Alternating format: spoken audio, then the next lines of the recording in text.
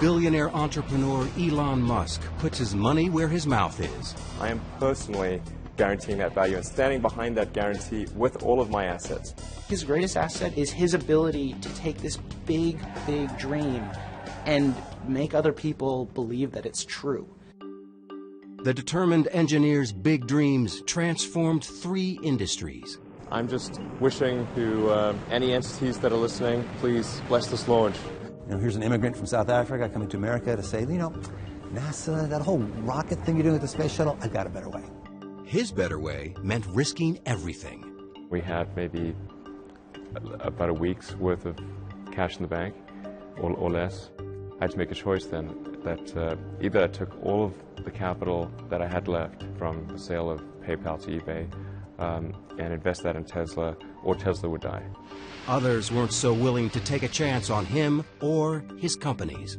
You put $90 billion, like 50 years worth of breaks into solar and wind, to Solyndra and Fisker and Tesla and Enter1. I mean, I had a friend who said you don't just pick the winners and losers, you pick the losers. It's very unlikely that the Tesla investment is ever repaid to the taxpayers. Electric vehicles are really not possible in ways that would be effective for most consumers still. But his bets have paid off. We didn't just repay the principal, we actually repaid it with interest and a bonus payment. So ultimately the U.S. taxpayer actually made a profit of over $20 million on this loan. Elon Musk has even bigger dreams that might just take him farther than anyone else. Elon Musk goes a step further. Earth's not big enough. With SpaceX, he literally wants to go to Mars. In the long term, I'd really love to go to Mars, and that's the overarching goal of SpaceX.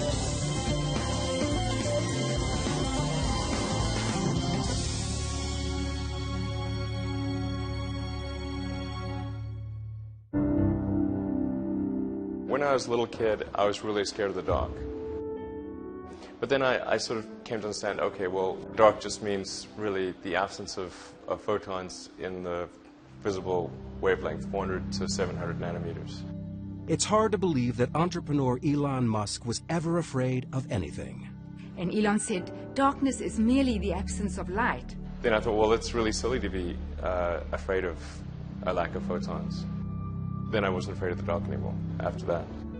Once one of the kids said to him, look at the moon, it's 1 billion miles away. And he said, well, no, it's actually under 250,000 miles away. And they said, oh, Elon! Entrepreneur Elon Musk has spent his life proving people wrong. Growing up in South Africa, Musk was the oldest of 3 children and started school a year early. His father was an engineer. His mother, May, was a model and nutritionist. He was the youngest, he made about 2 days, and the shortest, and then he was this brilliant boy, and so people didn't really like him. So I was this little bookwormy kid and probably a bit of a smart aleck, so this is a recipe for disaster. Not that he told me much about it, but he was picked on quite a bit. So I just read a lot of books and tried to stay out of people's way during school. And so his social life was much less than my other 2 kids, and that's a typical nerd. I read all the comics I could buy or that they'd let me read at the bookstore before chasing me away.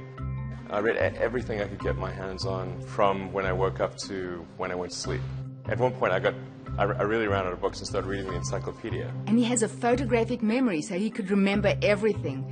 Anytime I had a question, my daughter Tosca would say, call Genius Boy.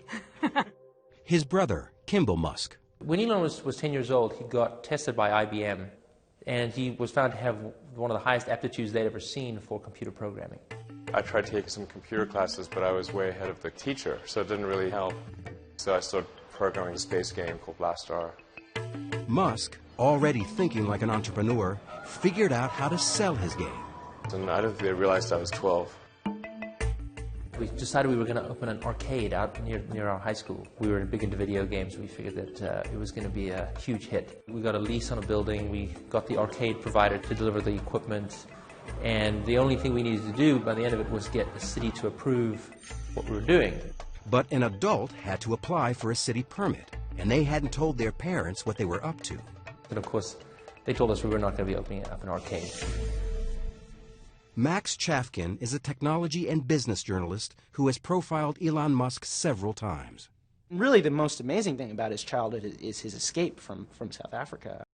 I remember thinking and saying that America is where great things are possible, more than any other country in the world. It's a little cliche, but it's true. America is the land of opportunity. By moving, Musk would also avoid mandatory service in South Africa's army. Growing up in apartheid South Africa was pretty surreal. I mean, we didn't support that government, we didn't believe in it. And so the idea of actually going to the military service was really out of the question. I told my parents I was going to Canada, and they tried to convince me not to leave. And off he flew, and I thought, wow, he's so independent. Of course, as soon as he lands, he calls me and he says, what do I do now? So I bought a bus ticket from Montreal to Vancouver, and that allowed me to kind of see Canada, at least from the highway. He worked at odd jobs across the country before settling at Queen's College in Toronto. In fact, when I went to college, I rarely went to class. I'd just read the textbook and then show up for exams. The big appeal of university was being able to date girls my own age. I actually met my first wife there. Musk got an engineering and business degree from the University of Pennsylvania and a scholarship to go to Stanford. Silicon Valley was the promised land. I really wanted to kind of go where the really exciting breakthroughs were occurring. Elon had this ability to look at the world and go, this is a real problem that's going to happen in 20 years. He looked around and he saw that the world-changing stuff was not happening at Stanford. I didn't even go to class. I called the chairman of the department and said, I'd like to try starting this internet company. It probably won't succeed, and so when it fails, I want to make sure that I can still come back. My kids do funny things, and I'm never too concerned about them because, you know, if Elon wanted to drop out of college, he could always go back. My brother was in Canada at the time, and I said, look, I think we should try to create an internet company. So he came down and joined me. He had, $2,000, no friends, barely enough money for an apartment. I think he told me he was showering at the gym because they didn't have a shower where he was living. We just got some futons that there were couches during the day and then turned into beds at night. Steve Jurvetson is a venture capitalist in Silicon Valley. I first met Elon and Kimball Musk, his brother, back in the mid-90s when they first set foot in California. I think they'd been here for about a week, and they were pitching a new company called Zip2. Silicon Valley in the mid-90s and late 90s was a gold rush. People were flocking to the region to find riches, to make it in the internet business. Musk came up with an idea to bring newspapers into the digital age. He took a CD-ROM Yellow Pages, some mapping software, wrote a little code, and put it all together to create the first online city listings. Elon was more the business mastermind, I was more the sales guy. I still had my core programming skills, so I was able to write the software needed for the first company. Now, when Elon was starting Zip2, keep in mind, the internet was just a couple of years old. Most local businesses were not on the internet. And the way you found a local business was you opened up the Yellow Pages. The thought was the media companies, like the newspapers, are going to need help coming online and building lots of functionality into their websites. We had someone literally throw a Yellow Pages book at us and tell us, do you think you'll ever replace this? And we thought the guy was crazy. Because not only were we going to replace this, but that's not where it ended. It would keep going from there. It wasn't long before media companies across the country were signing up. And so we were able to get as investors and customers the New York Times Company, Hearst, Knight Ridder, and a number of other companies. In 1999, the Alta Vista division of Compaq bought Zip2 for $307 million in cash and $34 million in stock options. Musk was just 28 years old. I thought, that's crazy. Why would somebody pay such a huge amount of money for this little company that we have? It actually obviously turned out very well for them financially, so obviously they knew a lot more about it than I did. When the kids sold Zip2, it was the most exciting day. We couldn't believe it because you don't know in the internet world if you're going to, make $1 million or die tomorrow.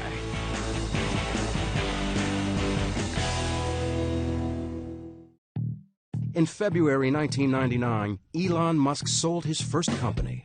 At 28, he joined the ranks of Silicon Valley millionaires. Zip2 was acquired by Compaq for a little over $200 million, and I made, I think, about $21 or $22 million as a result of that, which was a phenomenal amount of money for me. It was obviously a financial windfall. It was super fun to go out and buy some cool toys. There is, gentlemen, the fastest car in the world. One of his first things to do is go out and get a big sports car. He comes from a family that really enjoys racing in vehicles, and he got one of the highest performance cars money could buy at the time. It was a McLaren F1. And proceeded to enjoy that around the Bay Area, let's say, a number of adventures and risk-taking moves with his driving. While I'm sure it felt wonderful to have all this money and to have people recognizing success, I think he was also frustrated that this company hadn't become as great as he wanted it to be. It hadn't changed the world. It had just slightly altered the course of newspaper history, which I think from his point of view is, kind of a piddling accomplishment. So I certainly had the choice at that point of retiring and buying an island somewhere and sipping Mai Tais, but that was not of interest to me at all. There really wasn't a choice of we weren't going to do anything. It was just really what we were going to do next.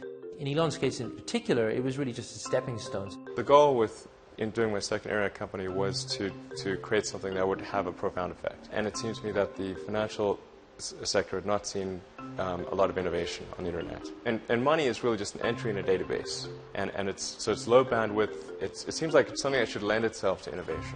He was very rich. I mean, just more money than most people could dream. And he took almost no time in between that sale and starting the company that became PayPal. Musk's new company created something we take for granted today. It changed the way the world buys things, the way money is transferred from one person to another. At the time, transactions were very slow. People would have to mail checks to each other, so it could take weeks just to complete a single transaction. With his windfall from the sale of Zip2, Musk quickly turned around and founded X.com to make electronic cash transfers possible. But his new company collided with a rival mobile payment company called Confinity. And they were really competing against each other, and the real enemy at the end of the day was eBay. We combined our efforts in order to compete effectively against eBay's built-in system. They called the new company PayPal. When he looked at PayPal, his goal was not to create a place you could do person-to-person payments. His goal was to transform the financial industry. We're able to become the leading payment system in the world, and then eBay finally threw in the towel and acquired PayPal in early 2002. Musk and his partners sold PayPal for $1.5 billion. Musk was the largest shareholder and walked away with $180 million. He was 30 years old. I could have bought probably a chain of islands, but that again, that was obviously just not of interest to me. Islands weren't of interest, but outer space was. It's just a much more exciting, inspiring future if we're out there exploring the stars, as opposed to a future where we are forever confined to Earth. I was thinking, well, I wonder when we're going to Mars. When is NASA going to go to Mars? And I went to the NASA website, and there was no plan to go to Mars, and no plan to really even take the next step in space exploration. This is Elon saying he wants to go and enable this human civilization to leave the planet Earth. It's about as big a vision as you could possibly imagine. And that's going to require funds, and he has enough funds to go do it, so he's going to go do it. Musk had the outrageous idea that private enterprise could actually re-energize space travel. And in June 2002, he founded Space Exploration Technologies, or SpaceX. Elon was the only funder of the company for its early years. Another incredibly risky move to say, nobody on the planet thinks this idea is financeable. I'm going to fund all of it myself, to the tune of almost $100 million, which was the majority of his net worth at the time, into a dream to take on the military-industrial complex. Here's an immigrant from South Africa coming to America to say, NASA, that whole rocket thing you're doing with the space shuttle, I've got a better way. I actually traveled to Russia 3 times to look at buying a refurbished ICBM without the nuke. And I came to the conclusion that the thing that was really holding us back from making much more progress in space was really that rockets had not evolved since the 60s. So the trick isn't figuring out how to get to orbit, it's figuring out how to get to orbit cheaply. So I had to come up with lower-cost ways to produce engines, the primary structure, the electronics, do the launch operation, as well as run the company with very little overhead. And the sum of inventions in all those areas is what has led us to a roughly 3- to 4-fold improvement over the cost of other rockets in the United States. What SpaceX has been very successful at is taking basically off-the-shelf technology, stuff that was developed by NASA 50 years ago, and streamlining it. So in that way, he's kind of the Henry Ford of space, because Henry Ford didn't invent the automobile, he just figured out how to make the automobile, commercially viable. Musk was more than just an entrepreneur. If you ask Elon how he managed to teach himself rocket science, he'll just look at you very seriously and just say very quietly, "I read a lot of books."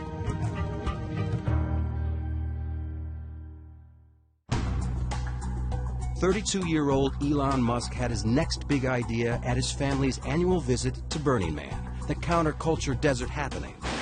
Although still fascinated by rockets and fast cars, he wanted to find a way to end Earth's addiction to fossil fuels. I was one that suggested the idea of going into the solar power arena to Lyndon and Peter Wright, my cousins. He basically hands this idea to his cousins and says, "If you want to start this, I will fund you, and it'll be your company, but I'll be the chairman." And they say, "Okay," and it works almost perfectly. What they've figured out is that if you sort of do 100 things 10% better in the area of solar cell installation for homeowners, you can dramatically consolidate an industry that's currently a bunch of mom and pop shops. So what Solar City did was they said, how about no money down? You want solar cells? We'll just put them in. You don't pay a cent. Right? It's like leasing a car, but even better. Solar City started in 5 western states and soon grew into the largest solar service provider in the U.S.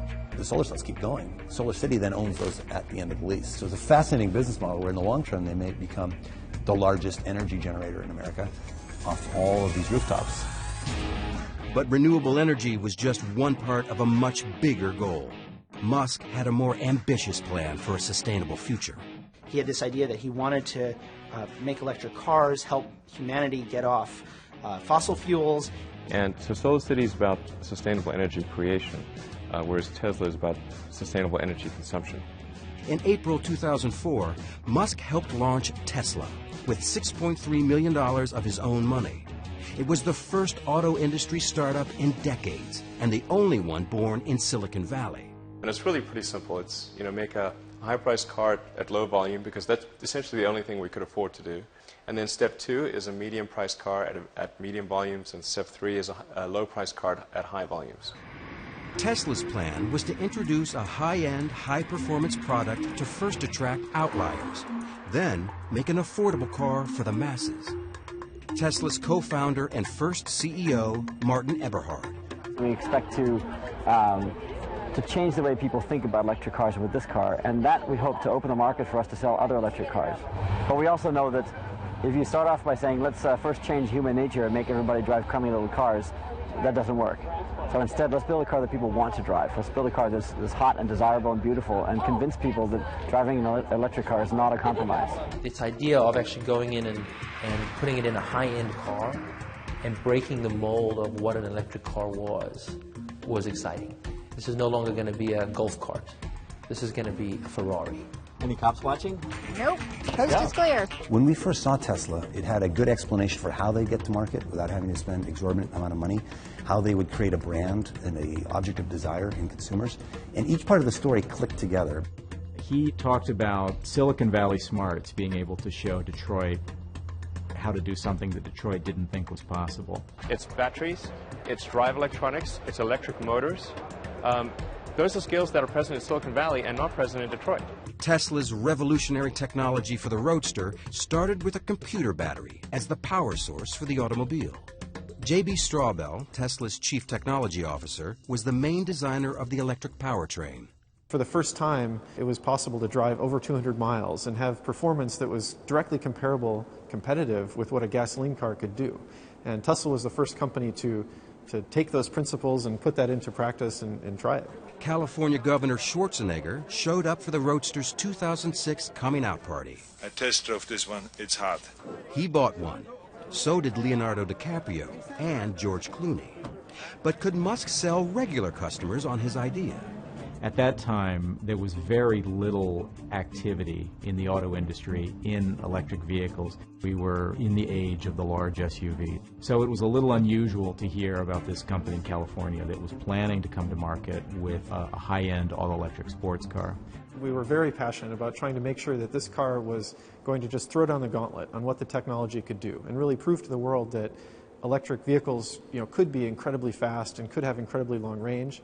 There was kind of a sense of adventure, doing these things for the first time and doing it in a really scrappy way. We did some of the very first battery packs in my garage in Menlo Park before we actually were able to rent a real office. The big issue for Tesla, as with all electric cars, has been the batteries, their cost, and how long they last. Eric Noble is president of CarLab, an automotive consulting firm that evaluates new cars and trucks. American consumers are very ready for battery electric vehicles. Unfortunately, battery electric vehicles aren't ready for American consumers. The first results at Tesla seem to support this gloomy forecast. Tesla, when we first started out, the thought was simple and really, obviously, in retrospect, quite naive, which was to make use of some technology that we develop ourselves, but also some technology that we'd license from AC Propulsion, put that together and create an electric sports car that would be compelling. So, let's see, where did that fall apart? It fell apart when the team told Musk that the projected cost had skyrocketed from $65,000 to $140,000. As the problems mounted, Musk faced a do-or-die decision at Tesla. He would have to choose between investing his PayPal payoff or let his new company collapse. And Elon was looking at this and saying, the dream is still there, but oh my gosh, what have I got? I've got to get this under control.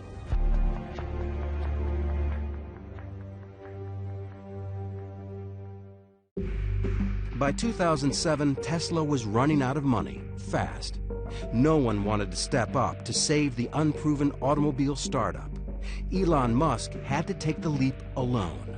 We had to make some pretty dramatic changes, essentially recapitalize the business and invest about twice what we'd originally expected. What we really expected as the outer limit. Basically, Tesla got to this point where they only had enough money in the bank for a couple of months, and there's nobody around who are willing to put more money in. So I had to take all of my reserve capital and invest it into Tesla, which was very scary because, it would obviously be quite sad to have the fruits of my labor with Zip2 and PayPal not amount to anything. But there was no question that I would do that in my own mind because Tesla was too important to let die. I'm available 24/7 to help solve issues. Right. Call me 3 a.m. on a Sunday morning, I don't care. We had to go in and make some really hard decisions on personnel changes, and Elon really had to dedicate his time to the company. I want names named. So if someone's always on the hot seat and is always the root cause for problems, they will not be part of this organization long term. It's not okay to be unhappy and part of this company. And so if somebody can't get happy, get divorced. Right. Musk and his board replaced Martin Eberhard, one of the co-founders who had been running Tesla. And I think we kind of really exceeded the level that Eberhard could handle. And that became apparent in 2007. We either were going to have to shut the company down or Elon was going to have to take over as CEO. It was actually a process of building a company as well as building a car. A lot of people that fit in very well with a company when it was extremely small, didn't end up fitting in as well when it was larger. Eberhard didn't go quietly. He sued Musk for libel, slander, and breach of contract. I believe that I was scapegoated to take the blame for the programs that were not run well. Musk resolved the disputes through mediation, but his company was in serious financial trouble. In September 2007, Musk flew to Germany with a scheme to raise extra cash by forging an alliance with Daimler-Mercedes. Daimler is the company that invented the internal combustion engine car, the maker of Mercedes, Smart, and their endorsement carries a great deal of weight. So that was just a very important moment. He had to convince the company that Tesla could supply battery packs for its cars. They were skeptical. Really, the key thing with Daimler was to demonstrate hardware that worked. You know, if they can't touch it, they can't drive it, it's not particularly real. He pushed his team to retrofit a Daimler smart car with Tesla's electric motor. But first, they had to find one. The challenge of converting a smart car to electric was doubly difficult because we couldn't find a smart car. The smart car was not for sale in the United States, so we had to send somebody down to Mexico to buy a smart car, bring one to the US, and then the smart car is really tiny, so we had to fit a motor and power electronics and charger and everything in the smart car. The challenge was daunting. To replace the smart car's gas engine with a Tesla drivetrain and battery, fit it in the tiny space under the hood, and do it all in less than 4 weeks. We didn't have much time at all. We knew that from the beginning, and we kind of prepared for almost battle and, you know, set up a war room in the shop. They worked around the clock, stealing naps on the factory floor, right up to the deadline. The Daimler executives arrived not at all convinced that it made any sense to work with an American car company, let alone a little tiny American car company in Silicon Valley. While waiting for Daimler's decision, Musk brought in one of the world's leading automobile designers to help create his next project, a modern and sexy family sedan, which he called the Model S. Originally with Model S, I thought, well, let's have Henrik Fisker, who had a design studio, do the styling. We paid him a pretty good sum of money to do that. Curiously enough, the designs that he worked on, that he came up with for us, were terrible. And what he didn't tell us was that he was actually working on a competing car company. Tesla officials claimed that perhaps Henrik had come in to learn what Tesla was doing, while all along he was planning to form his own company, do his own vehicle. We were pretty upset with him for basically taking what were at the time the original specifications for the Model S and then going and shopping a business plan to create that same car. Tesla sued him, he sued Tesla, and there was all kinds of, infighting. Henrik Fisker wouldn't grant Bloomberg an interview, but he told us that, "I believe there is enough space in the market for several new car companies that pursue a new type of electrified powertrain with different philosophies." In November 2008, the court ruled in Fisker's favor. It was a setback for Musk, who was also going through a tough time personally. After 8 years of marriage and 5 children, Elon and Justine Musk divorced. I got divorced, personal life in somewhat of a shambles, and in addition getting attacked by some in the media, my ex-wife, every bad thing you could imagine. There was more bad news when his bold space transport company SpaceX again failed to get a rocket into orbit. The first launch didn't get very far, got about a minute up, and then there was an engine fire, and that was it. The second flight actually did make it to space, but not to orbit. And then also with Flight 3, we didn't get all the way to orbit. He started saying, "I've got enough money for 3 cracks at it." He put $100 million of his own money, and he sort of hinted at the idea that after 3, if he didn't make it, it would be over. SpaceX would die. Musk burned through the $100 million he had sunk into SpaceX. Now he was on his way back to the drawing board. 3 days after the failure, he announced, first that he knew what was wrong. He announced that they'd raise money to finance a 4th launch, and the 4th launch was going to happen in a matter of months, which in the rocket industry was a crazy announcement. We were able to solve the problems, and then just as we'd solved those problems, we ran smack into the worst economic recession since the Great Depression. It's been one of the darkest days on Wall Street in recent memory. Stock markets falling the most since 9/11, the Dow off more than 500 points. This is what financial Armageddon looks like. Red screens that scream sell, sell, sell.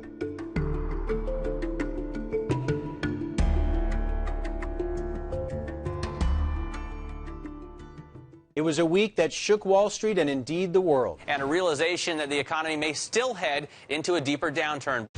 As 2008 drew to a close, Elon Musk faced the worst crisis of his career. All 3 of his companies appeared to be in free fall. The worst point was probably just the weekend before Christmas in 2008. We had the economic tsunami take place and made things even worse. If it wasn't needed, we had to shut it down and just figure out how do we get through this dark period and not go bankrupt.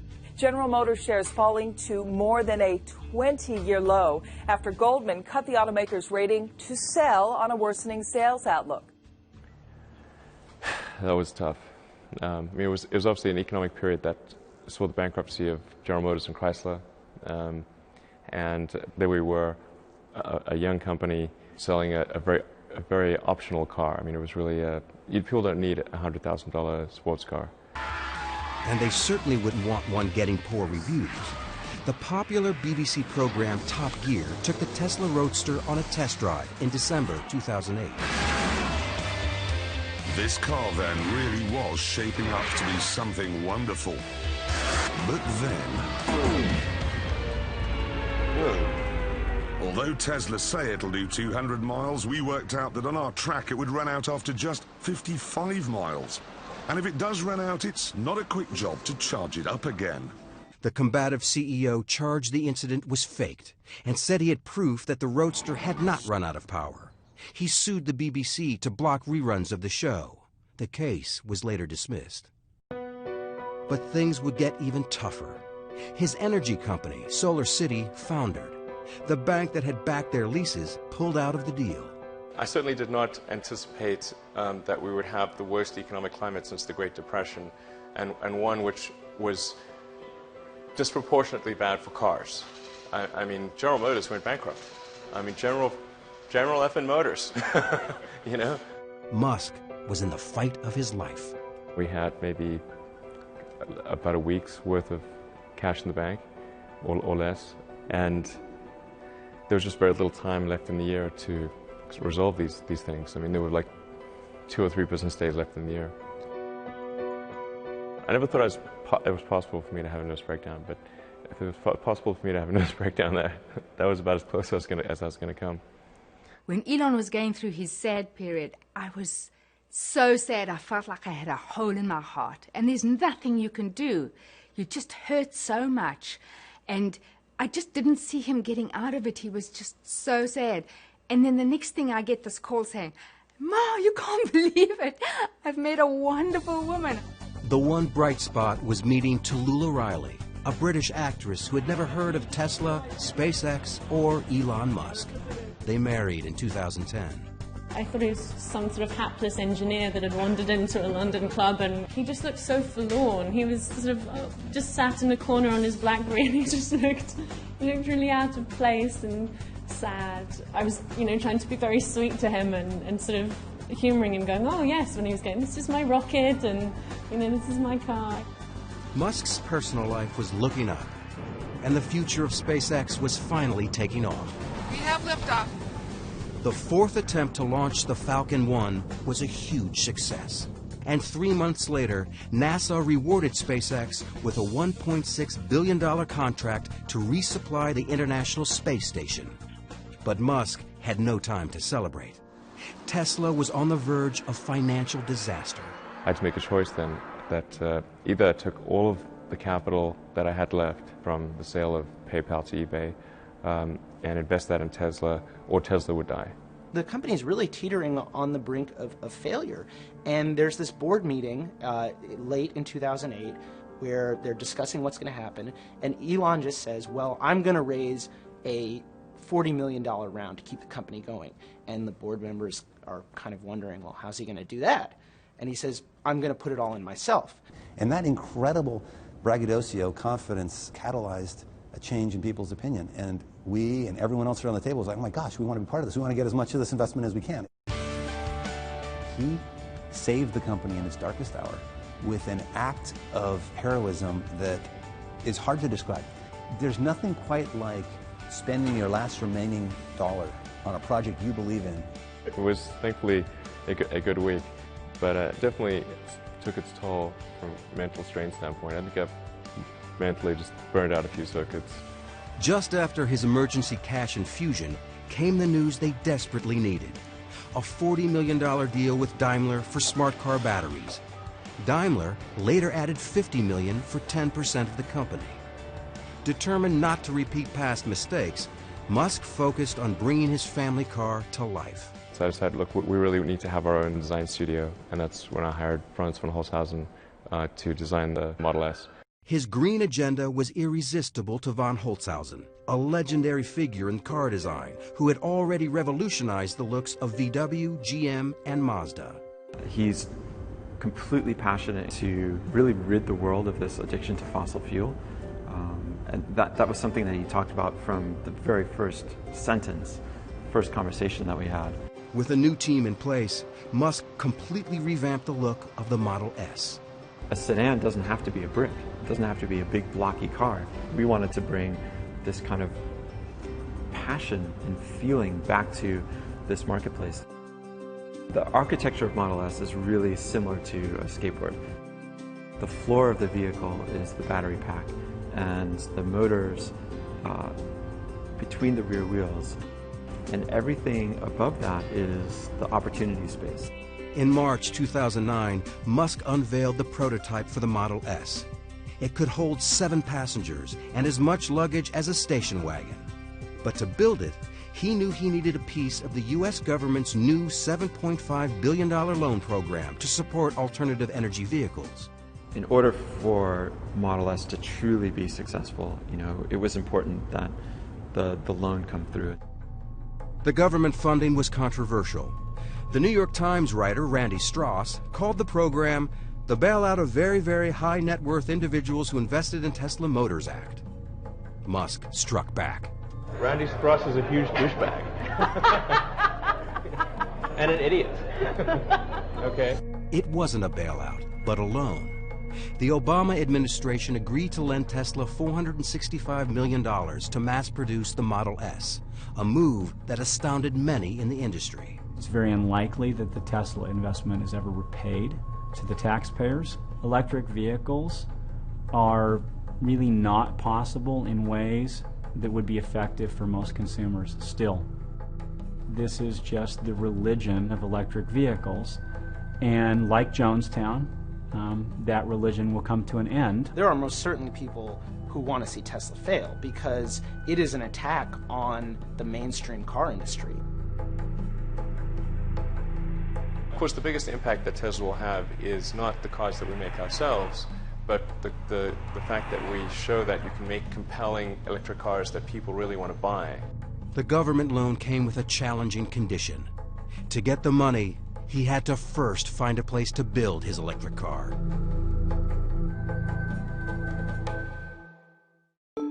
Tesla burned through $300 million since 2003. Elon Musk needed to get his Model S into production fast. Ever the risk taker, he took another giant gamble, purchasing a plant in Fremont, California, abandoned by Toyota. The dream factory location for Tesla was always the NUMMI factory, which was a 50% Toyota, 50% General Motors factory. It's one of the biggest car plants in the world. It's a great location close to the Tesla headquarters. The reality is, for very little money, Toyota got an albatross off its books. From an industry perspective, it looked incredibly savvy on Toyota's part and incredibly naive on Tesla's part. Car factories are big pieces of sunk capital. To retool a factory takes a tremendous incremental investment. The acquisition released the government funds to begin production. Despite the fact that Tesla had posted a profit just once since its founding, Musk took his company public in June 2010. The smartest money in the world is betting on Tesla.